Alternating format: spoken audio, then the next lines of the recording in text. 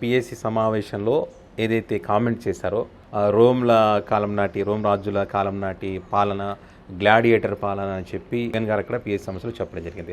నిజంగా ఎవరి పాలన గ్లాడియేటర్ పాలన? ఇప్పుడు ఇటువైపు చూస్తేనేమో కూటమికి సంబంధించినటువంటి వాళ్ళు జగన్ గారిదే గ్లాడియేటర్ పాలన అని వాళ్ళు అంటున్నారు. వీళ్ళేమో జగన్ గారేమో కొన్ని ఎగ్జాంపుల్ చెప్పి ఈ రకంగా చేస్తున్నారు కాబట్టి మరి కూటమిదే గ్లాడియేటర్ పాలన అంటున్నారు. ఎవరిది గ్లాడియేటర్ పాలన అంటే మీరేం చెప్తారు సార్?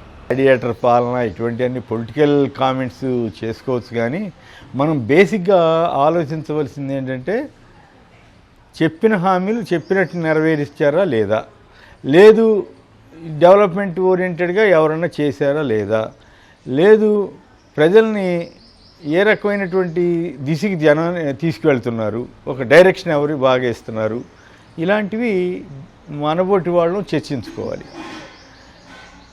అందులో చంద్రబాబు గారు అబద్ధాలు చెప్పారా నిజాలు చెప్పారా అనేది ఒక్కసారి పరిశీలిస్తే, అలాగే జగన్ గారు అబద్ధాలు చెప్పారా నిజాలు చెప్పారా అని పరిశీలిస్తే, నేను అనుకోవటం ఏమాత్రం సెన్స్ ఉన్నటువంటి ఏ ఒక్క పౌరుడైనా సరే ఆటోమేటిక్గా ఫస్ట్ వచ్చేది చంద్రబాబు గారి పేరు.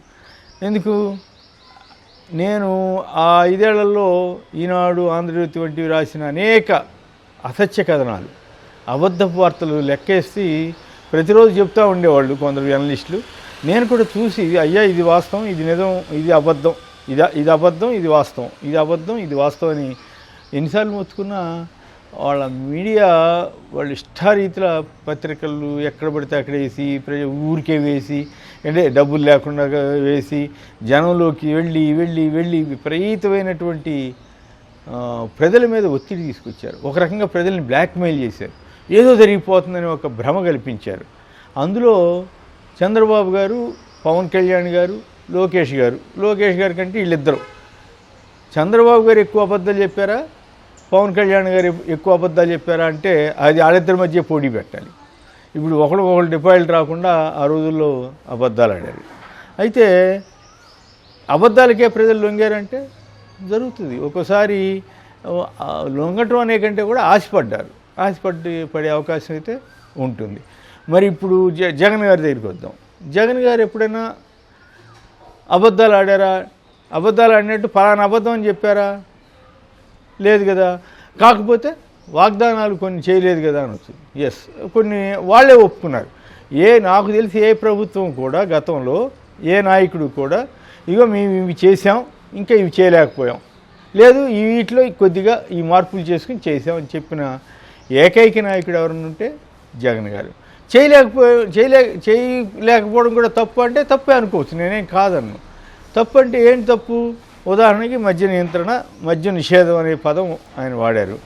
మద్య నిషేధం చేయలేకపోయినప్పుడు కూడా మద్య నియంత్రణ చేశారని చెప్పారు, అది వాస్తవం. దాన్ని కూడా వాళ్ళు అడ్వాంటేజ్గా తీసుకుని తెలుగుదేశం వాళ్ళు ఇంకేముంది ఆ మద్యం ఈ మద్యం అని విపరీతమైన రేట్లు పెట్టి, అసలు నాకు ప్రపంచంలో బహుశా చంద్రబాబు గారు తప్ప ఇంకే నాయకుడు కూడా మద్యం తాగని తమ్ముళ్ళు అని ప్రచారం చేసొచ్చి మద్యం కోసం సామాన్యులకి మద్యం నేను కాబట్టి అందిస్తున్నానని చెప్పినటువంటి ఏకైక ముఖ్యమంత్రి ఆయనే. ఇప్పుడు ఆయన్ని ఓట్లు వచ్చిన తర్వాత నా బొట్టిగాళ్ళని ఎట్లా తప్పబట్టాలి? నిజమే కదా, ఆయన సాయంత్రం అయితే పెగ్గేసుకుంటారు తమ్ముళ్ళు అని చెప్పినటువంటి వ్యక్తి ఇప్పుడు మద్యం గురించే మద్యం హామీ అమలు చేశానని చెప్పుకోవచ్చు. కానీ అందులో కూడా చాలా మతలబులు జరిగినాయి అనేది చెప్తున్నారు. అయినప్పుడు కూడా 99 రూపాయలకే ఇచ్చారన్నారు. కానీ ఏ బ్రాండ్లో అప్పుడు బ్రాండ్లు ఏమైనా తీసేశారా? లేదు. కాకపోతే కొన్ని ఎడిషనల్గా బ్రాండ్లు వచ్చి ఉండొచ్చు. సో ఆ పాయింట్లో సైతం ఎక్కడ జగన్ గారు చెప్పింది మద్య నియంత్రణ చేశాం కానీ మద్య నిషేధం చేయలేకపోయామని వాళ్ళు ఓపెన్గానే ఆయా సందర్భాల్లో చెబుతూ వచ్చారు. అలాగే ఎంప్లాయీస్కి సంబంధించి పాత పెన్షన్ స్కీమ్, ఓపీఎస్ పాత పెన్షన్ స్కీమ్ కావాలని వాళ్ళు అడిగితే ఈయన ఇవ్వడానికి ప్రయత్నం చేశారు. కానీ పరిస్థితి అర్థం చేసుకున్న తర్వాత ఆయన అంటే చిత్తశుద్ధి లేకపోతే ఏం చేస్తారు, పక్కన పడేసి మేకుండా ఊరుకుంటారు. కానీ ఆయన అట్లా చేయలే. ఏం చేశారు, ఒక కమిటీ వేసి పరిశీలన చేసి జీపీఎస్ అనే ఒక కొత్త సిస్టమ్ని తీసుకొచ్చి, కొత్త స్కీమ్ని తీసుకొచ్చి దాన్ని వాళ్ళతో కూడా మాట్లాడి ఇంప్లిమెంట్ చేశారు. అది కొందరు నచ్చి ఉండొచ్చు, కొందరు నచ్చకపోయి ఉండొచ్చు. కానీ ఇక్కడ గమనించవలసిన అవసరం ఏంటంటే అలాంటి జీపీఎస్ ఆయన తీసుకొచ్చిన జీపీఎస్ స్కీమ్ని కేంద్ర ప్రభుత్వం కూడా పరిగణలో తీసుకుంది. అది గొప్పతనం. ఇక అవి ఆ రెండుటి అట్లాంటివి ఒకటి రెండు తప్ప మిగతా 90% ఆయన హామీలు నెరవేర్చారు కదా. అమ్మ ఒడి ఇస్తా అన్నాడు, ఇచ్చాడా లేదా? తల్లికి ఇది ప్రతి స్కూల్కి పిల్లల్ని పంపిస్తే అన్నాడు. అంటే ఎంతమంది పిల్లలు ఉంటే అంతమందికి అని అనలే. పిల్లలకు పంపిస్తే తల్లుల ఖాతాలో 15,000 ఇస్తా అన్నారు. అప్పుడు వీళ్ళు ఏమన్నారు? 13,000 అనుకుంటా అప్పుడు చెప్పింది. తర్వాత 15,000 తీసుకెళ్ళారు. వీళ్ళు ఏమన్నారు? అసలు తల్లికి ఒక్కడికే ఇస్తే ఎట్లా, అసలు పిల్లలు చదువు ఎట్లా జరుగుద్ది, మొత్తం అసలు ఎంతమంది అన్నా ఉండండి పిల్లలు వాళ్ళందరికీ ఇస్తాం, ప్లస్ ఇంకా కనండి అని కూడా చెప్పారు. అది జోకులు వేసుకుంటున్నారు ఇప్పుడు పల్లెటూళ్ళు. అది సహజంగానే ఆకర్షణీయమైన ఇది కదా, న్యాచురల్లీ అది కొంత పనిచేసి ఉండాలి. సో ఇక్కడ అమ్మఒడి హామీ నెరవేర్చారు, ఇక్కడ తల్లికి వందనం అన్నదాన్ని ఎగవేశారు. ఇప్పటికైతే ఇప్పుడు ఇస్తామని చెబుతున్నారు, మరి ఇస్తే ఏ రకంగా ఇస్తారు? స్కూళ్ళు చేసిన తర్వాత కదా ఇవ్వాల్సింది, లోపే ఎట్లా ఇస్తారు అనేది నాకు డౌటు. అంటే స్కూళ్ళు లాస్ట్ ఇయర్ ప్రాతిపదికన ఇస్తారా? లాస్ట్ ఇయర్ నుంచి ఇప్పటికీ కొన్ని లక్షల మంది తగ్గారంటున్నారు ప్రభుత్వ స్కూళ్ళలో. పోనీ ప్రైవేట్ స్కూళ్ళకు కూడా ఇస్తారా? ఇస్తే ఎవరికి లాభం ఎక్కువ చేసినట్టు? ప్రైవేట్ స్కూళ్ళకు లాభం చేసినట్టు. అయినా పర్వాలేదు. నిజంగా అందరికీ ఇస్తారా? ఏమైనా మెరికలు పెడతారా? ఏదో ఇంత ఆదాయం ఉన్న వాళ్ళకి పెడతాం, లేకపోతే ఇంత అది. ఇప్పుడు ఈ మధ్య ఏదో సర్వేలు కూడా చేస్తున్నారట కదా, రకరకాల సర్వేలు, P4 అని అది అనేది. దీని ప్రకారం మీకు ఇంట్లో కూలర్ ఉంది కాబట్టి లేదు, మీకు ఇంట్లో ఏసీ ఉంది కాబట్టి లేదు, నువ్వు అప్పుడేమీ కండిషన్స్ పెట్టలేదు కదా, ఇప్పుడు ఇవన్నీ పెడుతున్నామని ఎవరైనా అడిగితే వాళ్ళకి కర్మ అది. సో అది తల్లికి వందనం అమ్మఒడి స్కీము. తర్వాత జగన్ గారు ఈ ప్రతి మహిళకి 1,500 స్కీమును 2,500 స్కీమును అనౌన్స్ చేయలే. ఆయన కేవలం మహిళలకి చేయూత కింద 18,000 ఇస్తానని చెప్పాడు సంవత్సరానికి. ఇచ్చాడా లేదా? ఇచ్చారు కదా. మరి వీళ్ళు ఏం చెప్పారు? పై ఇచ్చింది ఎప్పుడు ఇచ్చారు? జగన్ గారు ఫస్ట్ ఇయర్లోనే మొదటి 6 నెలల్లోనే చేశారు. వాలంటీర్లు పెట్టింది 6 నెలల్లోనే పెట్టారు. గ్రామ సచివాలయాలు స్టార్ట్ చేసింది, ఉద్యోగులు నియమించింది 6 నెలల్లోనే చేశారు.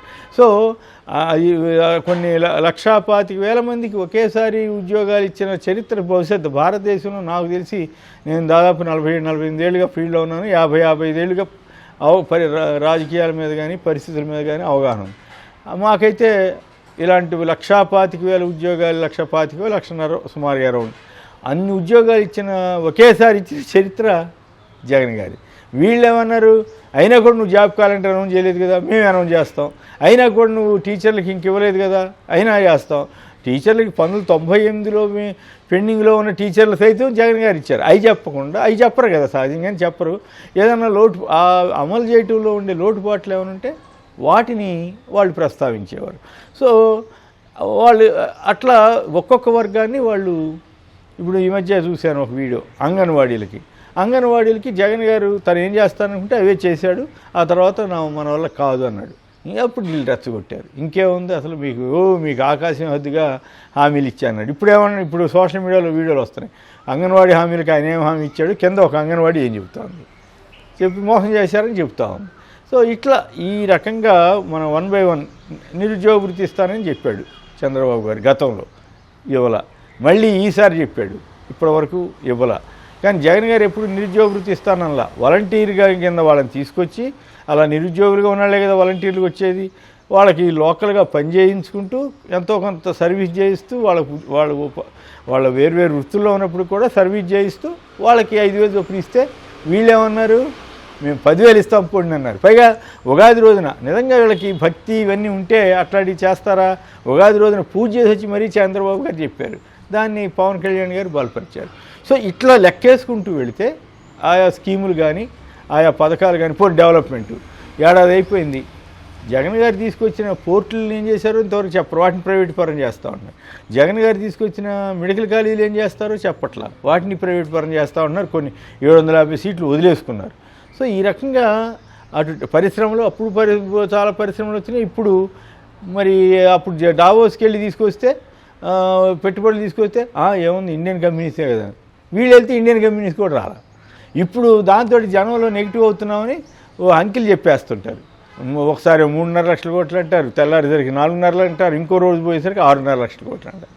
ఎక్కడున్నాయంటే అవి ఎక్కడ కనపడవు. సో ఈ రకంగా అదాని భూములు లీజుకి ఇస్తే అదానియో లేకపోతే ఇంకెక్స్ గ్రీన్ కోనో ఇంకెవరెవరికో భూములు లీజుకి ఇస్తే ఇంకేముంది అదానికి రాసిచ్చేస్తున్నారని ఆంధ్రజ్యోతి వీళ్ళందరూ ప్రచారం చేశారు. వీళ్ళు ఏం చేస్తున్నారు, పోనీ వీళ్ళు వెనక్కి తీసుకున్నారా, తీసుకోవాలా. ఇది తీసుకోకపోగా అయినప్పుడు కూడా ఇదే ప్రచారం చేస్తుంటారు. తీసుకోకపోగా అత్యంత విలువైనటువంటి టీసీఎస్ ఇటువంటి వాటికి రూపాయికి ₹1 ఇచ్చేస్తున్నారు. పైగా పేరు ఊరు లేని కంపెనీలకి 50 ఎకరాలు ఇస్తున్నారంటే, 60 ఎకరాలు ఇస్తున్నారంటే ఏమన్నా బాధ్యత ఉన్న వాళ్ళు చేసే పనేనా? మన సొంత ఆస్తి అయితే ₹1 ఇచ్చుకుంటామా? ఇవన్నీ P4 అని అదని ఇదని మతలబులు చేసే కార్యక్రమాలు చేస్తుంటారు. కానీ జగన్ గారు ఫెయిర్గా చేశాడు, ఫెయిర్గా చేసి దెబ్బతిన్నాడు. ఈయన మతలబులు చేసి ముందుకెళ్తున్నాడు. మరి ఎంతకాలం ముందుకెళ్తాడు, ముందుకు వచ్చాడు రేదర్ అంటే ఎలక్షన్లో గెలిచి ముందుకు వచ్చాడు. ఇప్పుడు జనానికి సినిమా చూపించాలని వాళ్ళు ప్రయత్నం చేస్తున్నారు. కానీ జనం కూడా వీళ్ళకి సినిమా చూపిస్తున్నారు. కాకపోతే ఈ రెడ్ బుక్ ఈ పిచ్చిగోళ్ళతోటి కొంత జనంలో భయం ఉండొచ్చు. కానీ బట్ అయినప్పుడు కూడా ధైర్యంగా మాట్లాడేవాళ్ళు మీడియాలో, సోషల్ మీడియాలో వాళ్ళ అభిప్రాయాలు మొహటంగానే చెబుతున్నారు. ఇప్పుడు మీరు తేల్చుకోండి, గ్లేడియేటర్ అంటే ఏదో కొట్టుకోవటమో తిట్టుకోవటం అని కాదు నా ఉద్దేశం. ఈ రకంగా పోల్చుకుని అది గ్లేడియేటర్ అంటారా, లేకపోతే ఇంకెవరు రోమ్ చక్రవర్తి అంటారా, ఇంకే పేర్లు ఔరంగజీబుతో పోల్చుకుంటారా, ఈ తొగ్లక్తో పోల్చుకుంటారా, మీ ఇష్టం. మీరు ఎవరితోటైనా ఎవరినైనా పోల్చుకునేటప్పుడు ఇట్లాంటి కంపారిజన్స్లో ఇట్లాంటి పాయింట్ వైజ్గా పోల్చి ఎవరు కరెక్టు ఎవరు కాదు అని తేల్చుకుంటే అది ఆంధ్ర ప్రజలకి ఉపయోగం.